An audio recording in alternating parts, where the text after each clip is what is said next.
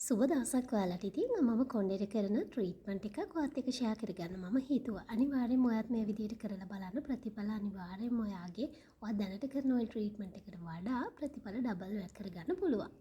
ඉතින් ඉස්සරලාම මම මගේ සිලිකන් ඇප්ලිකේටර් එක අරගෙන ඒකට ඔයිල් දාලා මට අවශ්‍ය ප්‍රමාණය මම එක වතාවකට මිලිලීටර් 60ක වගේ ප්‍රමාණයක් ඔයිල් ඇප්ලයි කරනවා. ඉතින් ඒ ප්‍රමාණයට ඇති වෙන මම ඔයිල් දාලා චුට්ටක් වෙලා රත් කරගත්තා. ඉතින් විනාඩි 2ක් විතර 3ක් විතර වගේ රත් කරගත්තාම ඇති. අනිත් එක තමයි මේ බොටල් එක සිලිකන් එකක් නිසා කිසිම අවුලක් නැහැ.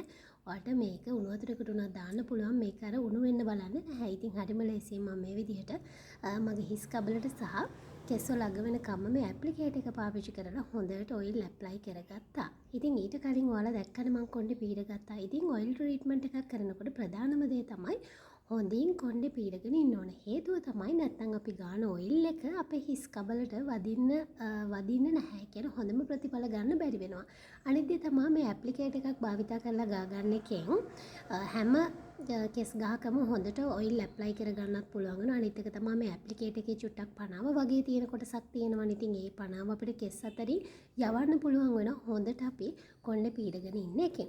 ඉතින් අද මම භාවිතා කරලා තියෙන ඔයිල් එක තමයි බියුටිෆෝයි එකේ ඔයිල් එක. ඉතින් ඔයාලා දන්නවා දැනට මගේ වීඩියෝස් බලන කට්ටිය මේක මගේ ඔයිල් එක. ඉතින් ඒක තමයි භාවිතා කරන්නේ. ඉතින් ඔයාලට මේ වෙලාවේදී ඔයා ගාව තියෙන ඕනම ඔයිල් එකක් භාවිතා කරන්න පුළුවන් මේකට කොණ්ඩේට ගන්න සුදුසු.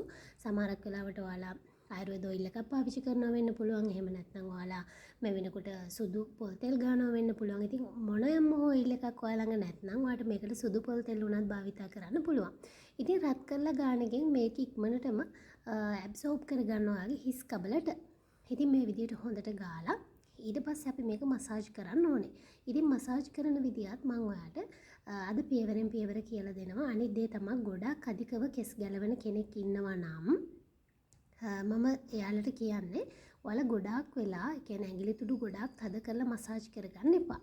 ඉතින් ඒ වගේම තමයි කෙස් දැන් සමහරක් වෙලාවට කොණ්ඩේ ස්ට්‍රේට් කරලා ෆර්ම් කරලා ඔය වගේ කිමිකල් දේවල් භාවිතා කරලා කොණ්ඩේ ඩැමේජ් වෙලා තියෙන කෙනෙක් නම් ඔයා ඉස්සරලාම ඔයිල් ට්‍රීට්මන්ට් එකක් කරනකොට ගොඩාක් ඔයිල් ඔළුවේ ගන්නත් එපා.